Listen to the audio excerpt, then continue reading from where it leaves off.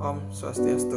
Hello everyone, my name is Ankur Reputapetas with student ID 22055311103, and in this chapter 4 I will explain about metal alloy, their structure and strengthening heat by heat treatment. So I'm from Logam Padon Industry class, Udayana University, Faculty of Engineering. Okay, next. Okay, first is the introduction. So this chapter opened by explaining that metal properties are determined by composition, structure, and processing history. So heat treatment is deliberate processing route used to modify microstructure so we can improve the strength, hardness, formability, machinability for engineering components. Like in the figure 4.1 is a cross-section of a gear teeth showing induction of hardened surface. Source is Toko Div Park Ohio Industry Inc. Okay, next is the structure of an alloy. In the section 4.2 discuss the basic of structural type of alloy. Is a pure metal that have limited usefulness. Engineering material are usually alloy combination of two or more elements. And in this chapter distinguish the two main class, the solid solution and the intermetallic compound, which we will see next. And this figure 4.2 outline of the topics described in chapter 4, from pure metals to the alloy. Next is a solid solution. Solid solution form when atom of one element dissolve into the another crystal lattice. So two important types are substitutional solid solution, where solid atom substitute for a host atom, and interstitial solid solution where small atoms occupy interstitial space. The Hume-Rothery rules describe factor that control solubility. So solute is a minor element and plus solvent is a major element. Substitutional solid solution is solute replace solvent atom, for example CuZn. Interstitial solid solution is a smaller solute fits between the solvent element FSC and governed by Hume-Rothery rules. Next is a intermetallic compound. So they are typically strong and heat resistant, but they are more brittle than many solid solutions, which limit their use to high temperature or specialized application. Intermetallic compound has defined stoichiometry and ordered the structures such as Ne2Al and Te3Al. Fixed ratio combination, like the example, has a strong, hard, and brittle character and used in the high temperature application like turbine blades. Next is the two-phase system. Two-phase system contain two distinct solid phase coexist in the microstructure. Second phase particle or grain strengthen the matrix by blocking dislocation motion. This trade-off give higher strength at expense of ductility. Common design compromise in alloy. Like in the figure 4.3, a schematic illustration of grain. Grain is boundary and particle dispersed throughout the structure of a two-phase system, such as a lead copper alloy. The grain is represent a lead solid solution in copper, and the particles are lead as a second phase.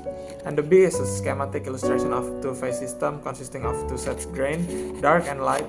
The green and white grain have separate composition and properties. So two-phase system is contain two solid phase with distinct properties. For example, PBCU or lead copper alloy. And the second phase particle are hydrodislocation increase strength. Next is the phase diagram. Phase diagram graphically show which phase are stable or given composition and temperature. They are essential for predicting the reaction path during cooling and heating for designing and heat treatment schedule. So like in the figure 4.4 is the A is a cooling curve for the solidification of a pure metal. Note that freezing takes place at a constant temperature. During freezing, that a latent of solidification is given off, and the B is a change in density during cooling of pure metal. So the 4.3 phase diagram show relation among the temperature, composition, and the phase. Pure metal has a single melting point, and alloy solidify over a range between liquidus and solidus. Okay, next. Okay, binary phase or binary phase diagram, CUNI. Okay, so a binary phase diagram such as the CUNI system demonstrate complete solidability for 50-50 composition. Solidification start at one temperature and completes at a lower temperature. Knowing this line help determine processing windows. So for example, solidification range 1313 degrees Celsius to 1249 degrees Celsius, and the property depends on the composition. Okay, next. Okay, next is the eutectic system. So eutectic system exhibit a unique composition at which the liquid transforms to the solid phase at a single temperature. The VB and alloy is classic example with a eutectic at 61.9% SN that melts at 183 degrees Celsius, important for soldering application. Like in the figure 4.6, you can see the mechanical properties of a copper, nickel, and copper zinc alloy as a function of their composition. The curve for zinc are short because the zinc has maximum solidability of 40% of copper. Okay, next. Okay, next is the continuing the eutectic behavior. Alloy away from the eutectic composition. Solidify over range in manufacturing. Knowing that whether a system is eutectic guides casting and joining the practice to avoid the unwanted microstructure. So like you can see here, the figure 4.7 is the lead-in phase diagram. Note that the composition of the eutectic point for this alloy is 61.9% and the SN is 38.1%. Okay, next. Okay, now is the iron carbon system. The iron carbon system is fundamental to steel and cast iron. The steel contain up to 2.11% carbon, while cast iron contain higher carbon. So the principal phase that we consider are ferrite, austenite, and cementite, each with distinct material roles.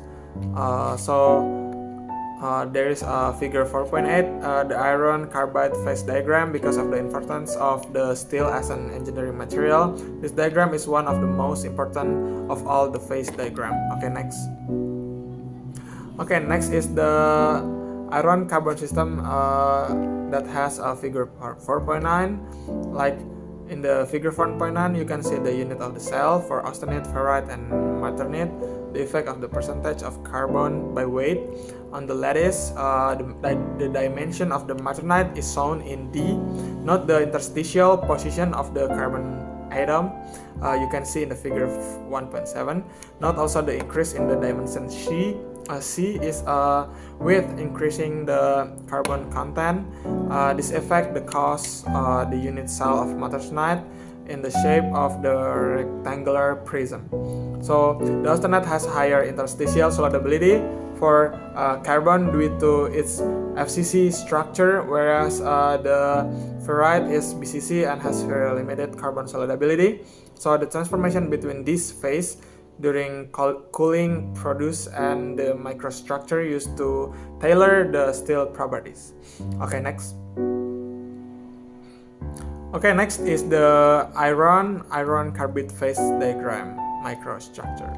At the eutectoid composition around 0.77 and 7 degrees Celsius, austenite transfer to pearlite and alternating the layer of the ferrite and cementite. So these other microstructures such as bainite, maternite, and determine the hardness of toughness. So in this figure 4.10, the schematic solution of the microstructure for an iron carbon alloy of eutectoid, you can see that in the figure 4.10, and in the figure 4.11 you can see the microstructure of a pearlite in the 1080 steel form the austenite of the eutectoid composition in this laminar structure. The lighter region are ferrite and the darker region are carbide. So the magnification is 25,100. 2,500 times. Next is the effect of alloying elements. So alloying elements shift the iron carbon equilibria. So for example, the nickel stabilizes the austenite, while chromium and molybdenum tend to be stabilized the ferrite and affect the hardenability. So the selecting alloying addition is a primary tool for engineering and desired properties. Next is the cast irons. So cast iron have higher carbon and silicon contents. Their solidification morphology determines their classification. For example, gray iron, ductile iron, white iron, malleable iron, or compact graphite iron. So each microstructure suits its different functional and requirement. You can see in the figure 4.12 is a phase diagram for iron carbon system with graphite instead of cemented as a stable phase. Note that this figure is extended version of figure 4.8. Next is still the cast iron. So the gray iron contains graphite flakes over good damping and machinability. So ductile iron has spheroidal graphite giving improved tensile, strength and toughness. White iron is hard, wear resistant due to cementite. So in this figure 4.13, you can see the microstructure of cast iron with the magnification of 100%. Next is the heat treatment of a ferrous alloy. So in the section 4.7, examine how the heat treatment produce distinct microstructure in the steel such as pearlite, sphaerodite, bainite, monazite, and the tempered martensite. So the controlling temperature cooling rate is essential to obtain the desired phase. For example, the figure 4.14, the microstructure of eutectoid steel, sphaerodite, is formed by tempering the steel at 700 degrees Celsius or 1292 Fahrenheit with the magnification of 1000%. Next is still heat treatment of ferrous alloy. So the sphaerodite, for example, formed by holding a pearlitic steel just below the eutectoid temperature. So the producing rounded carbide and improve the ductility. Martensite formed by rapid quenching is characterized by high hardness and low toughness. So the figure 4.15, you can see the hardness martensite as a function of carbon content, and the B is micrograph of martensite containing 0.8 carbon. The gray plate-like region are martensite. They have the same composition as the original martensite white region, and the magnification is times 1000. Next is the heat treatment. So in this slide 19 is tempering martensite reduce brittleness. So the reheating quench steel cause the carbide precipitation in the matrix, so lowering the hardness slightly while increasing the toughness. So the figure 4.16 is hardness tempered martensite as a function of tempering time for 1080 steel quenched to the 65 HRC. Next is the triple T diagram. The triple T diagram, or the time temperature transformation diagram, shows isothermal transformation behavior. It indicates how long the austenite must be held at the given temperature to transfer into the pearlite or bainite, where the martensite formed by passing diffusion, control, and transformation. As you can see here in the figure 4.17, the figure A is for austenite to pearlite transformation of iron carbon alloy as a function of time temperature. The B is isothermal for transformation diagram obtained from A for transformation of temperature of 675 Celsius, and the C is microstructure obtained for a eutectoid iron carbon alloy as a function of cooling rate. Next is show of transformation of austenite to other phase over time and temperature used to design heat treatment schedule. So this figure illustrates the percentage of austenite transferred into perlite as function of time and temperature. The engineer used this diagram to design a heat treatment cycle to produce the desired microstructure of reliably. Okay, next. Okay, next is 4.8, the hardenability of ferrous alloy. So hardenability is the measurement of how deeply the hardness can be achieved by quenching. So unlike the hardness, hardenability is controlled by composition, austenistic grain size, alloying element, and it determines whether true hardening is possible for a given part of geometry. So the figure 4.19 is a mechanical properties of the annealed steel as a function of composition and microstructure. Okay, next. Okay, next is still the hardenability. So the Gemini and of quench is the commonly used to obtain the hardenability. Austenized bar are quenched at 1 and hardness is measured by along the length. So the depth is a hardness indicate the alloy hardenability. So you can see in the figure 4.20 is a unquenched test of cooling rate, and the B figure is the hardenability curve for the 5 different steel. Okay, next. Okay, next is the 4.9 heat treatment of the non-ferrous alloy and stainless steel. Okay, so you can see here in the figure 4.21 is a phase diagram for the aluminum copper alloy system, and the B is for ferrous microstructure obtained by the during edge hardening process. So the figure 4.22 is the effect of the aging time and the temperature of the yield stress of 2014. The T4 aluminum alloy. Note that for each temperature there is optimal aging time for maximum strength. So used for aluminum, copper, stainless steel. Step is first solution treatment, second is quenching aging, and third is aging. Okay, next. Okay, next is case hardening. So the case hardening is process include the carburizing, carbonitriding, nitriding, and induction or flame hardening. So these methods differ in depth of case and cycle time and equipment requirement, but all aim to improve the surface wear resistance for components like gears and shaft. Okay, so the hard surface tough core is implicated in the table of 4.1. Okay, next.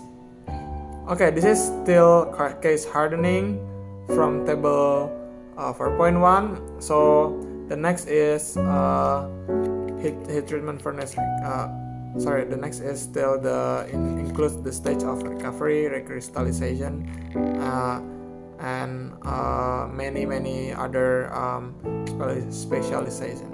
Okay, next. Okay, next is annealing. So annealing is a controlled heating process followed by slow cooling intended to relieve stress, increase ductility, and refine the grain structure. It includes the stage of recovery, recrystallization, and grain growth, and takes several forms: full anneal, process anneal, and spheroizing, and the stress relief annealing. So the figure 4.23 heat treating temperature range for plain carbon steel as indicated on the iron carbide phase diagram, and the figure 4.24 is a hardness of steel and quench and normalized condition as a function of carbon content, and the figure 4.25 is mechanical properties of oil quench 4340 steel as function of tempering temperature. Okay, next. Okay, next is heat treating furnace and equipment. So heat treating is performed by specialized furnace. Broadly, furnaces are classified as batch or continuous. The design consideration include the temperature uniformity, atmosphere control, energy efficiency, and operator safety. So the factor directly affect the reproducibility of heat treatment results. Okay, the figure 4.26 is types of coil used in the induction heating of various surface of parts.